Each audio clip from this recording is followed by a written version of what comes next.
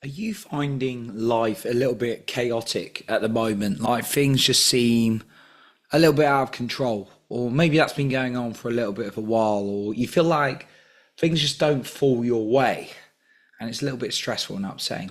Well, today I'm going to talk about the inner world and the outer world.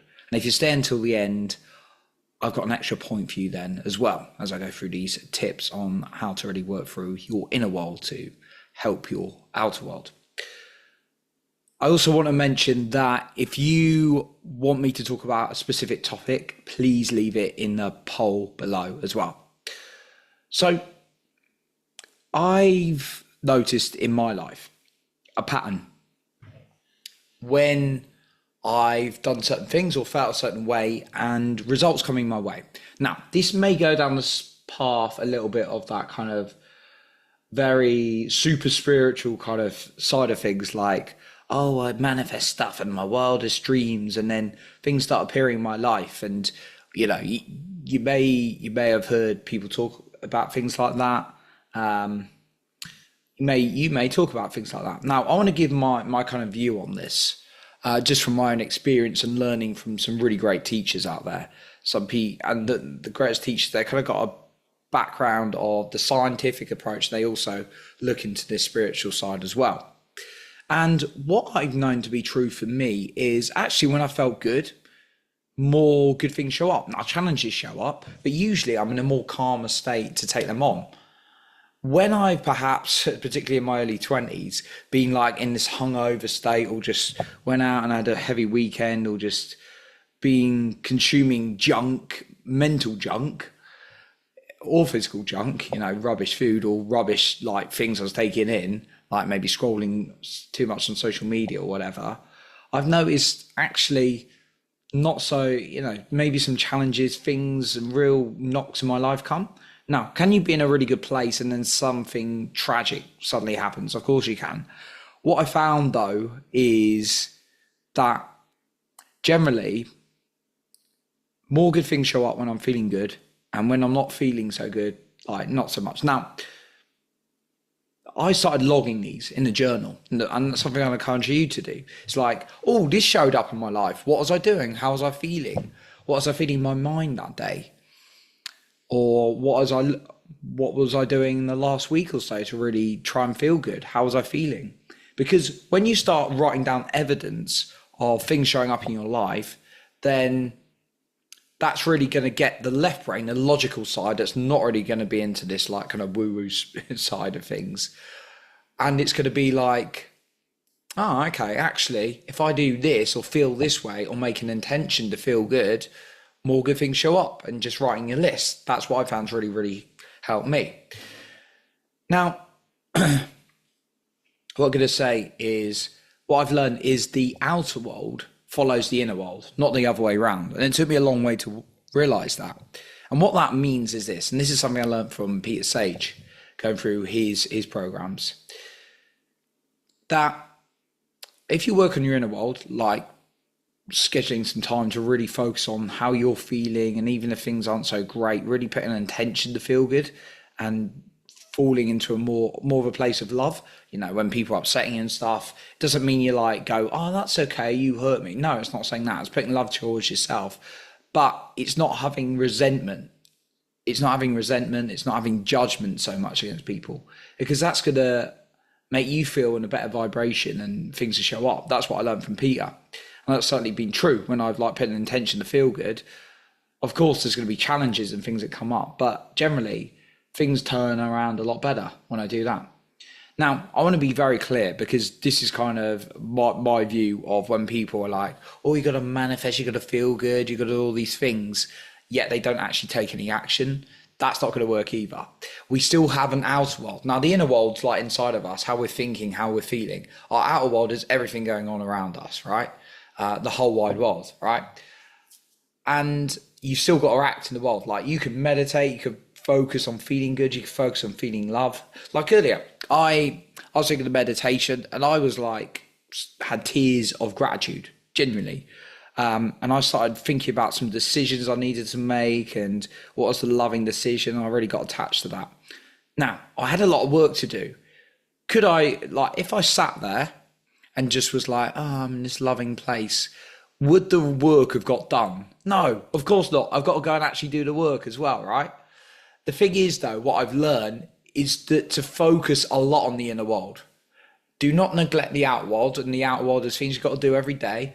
Like, obviously, you could, like, if you had kids, for example, or you're married or in a relationship, you could put an intention to love and then attach that love every day. That's great.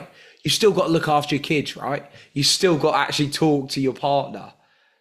It's like, or wealth, like making more money. You want more money. I think I don't know many human beings that don't want more money, right? Now you sit there, you're like, right, I'm going to feel to the energy of abundance, of gratitude that I've already got the money. Things like Think and Grow Rich kind of teach you those things. That's a very action step book, though. It's a really good book. And then you start feeling good, right? If you just sat there all day trying to feel good about having money, what's that going to do? That's going to get you evicted from where you live, because you wouldn't be going out taking action and paying the bills, would you? Right? So it's really important, I found, that you focus on the inner world, but you could also do stuff in the outer world. So I'm going to go into some steps in a minute. But how does it help you maybe being like, the world's, everything's chaotic, and then maybe just come back to your state? Now, I've also, in my view, this is just my view, and I'll always share it, and completely you're allowed to take away what you want. I've had like family members or friends talk to me about someone, and they're the most loving person, the most nicest person, yet they always seem to have bad luck. Now, my personal view, it's not bad luck. Inside, there's something that's not quite right. They're internally, even if they're nice to people, it's probably that's great, it's great to be, well, there's a difference between nice and kind. Nice is when you're trying to get something, you're fearful usually, whilst kind is generally coming from the heart, right? Now, that's my view of kindness and niceness as well. Kindness, you can challenge people as well. Like, I've had people who are kind to me, but just say, like, challenge me, like, Johnny, that's not what you're really thinking. I'm like, you're right, thank you for challenging me. And nice person go, oh no, Johnny, it's okay to keep acting that way, right? Because they're scared of like conflict, right? And that's not love, that's just fear, right?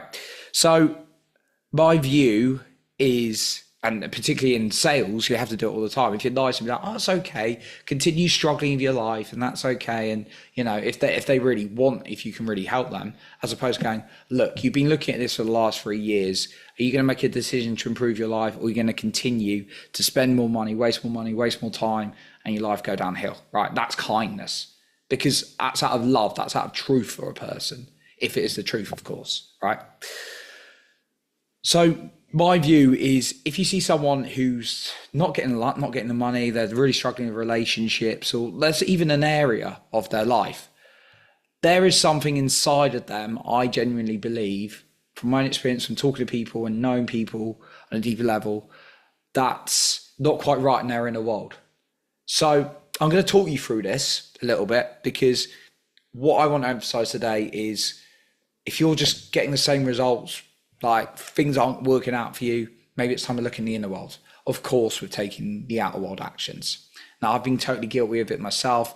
I've been like, why am I struggling with money? And I had the scarcity around money, or it'd be things like, like years ago, it'd be like, why is I struggling in like dating so much, meeting anyone? And it's just fearful. It was just like lack of self-love, all those kind of things. When I addressed those things, my results radically changed. So I've totally been there as well, right? And now and then there's something not quite right. I'm not getting the results. And I'll be like, okay, what's not going right inside of me right now? So I think that's really important. So this is what I'm going to suggest for you. These are some really simple steps. I like to keep it simple, as you know. Well, if you listened before, you'll know.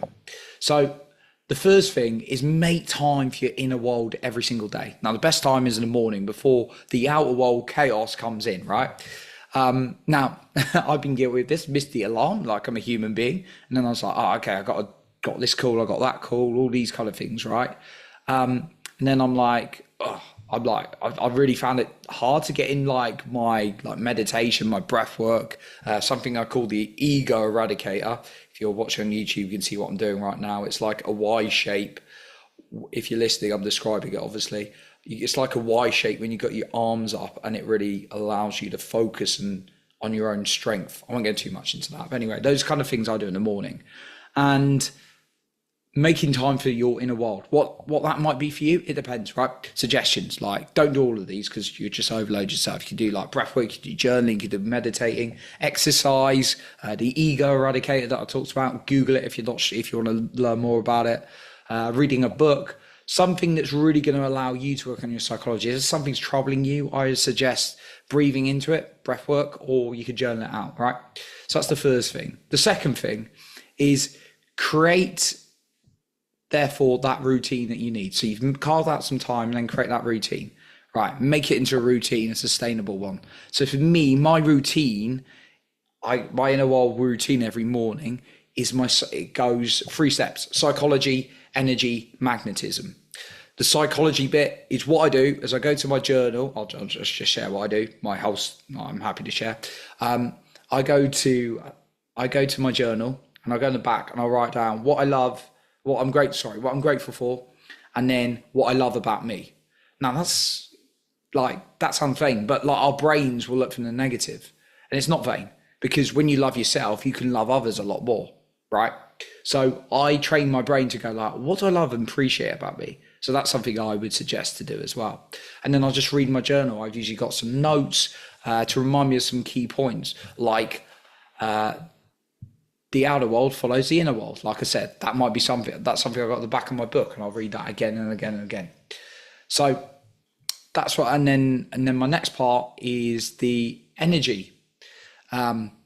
Now the energy part is about breath work, is about the ego eradicator, and it's about meditation. So things that really get me into a good state of energy. And then magnetism, I just feel into the vision. What's my next goal? What do I really want? And then I really feel into that. Then what I suggest you to do is, obviously you've got to live in the outer world. So rather than overcomplicate it, just pick the one thing every day that's the most important to you to move you forward, and then do it as early as possible. Sounds very simple, but we get distracted. So I suggest getting yourself a strong coach or mentor to help you, hold you accountable. Or if you can't do that, get yourself an accountability partner, someone who's going to really hold you accountable.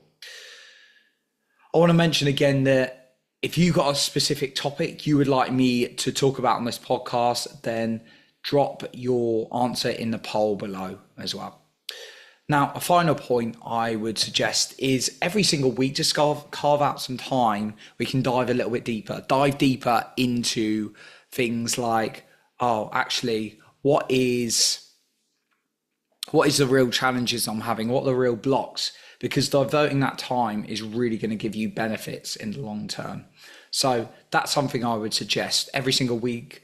Like, I like to schedule in some time to make sure I organize myself, and if possible as well, really journal into some of the things I'm experiencing and what's actually going on. Like, I will log on my phone anything that's popping up, like anything that's got me feeling a certain way. I'm like, that's interesting. I saw that or I heard that and it made me feel like this. So I'll dive into it because I know there's something deep if I look into it that's like not quite right there, and that allows me to unblock the things in my inner world. So that's what I got for you today. I really wanted to talk about the inner world and outer world. In summary, you need to work on both of them. I would put more emphasis on the inner world, making sure you've really got time and devotion into that. Okay, so that's what I got for you today. I appreciate you for being here. And remember to lead with your heart and not with fear.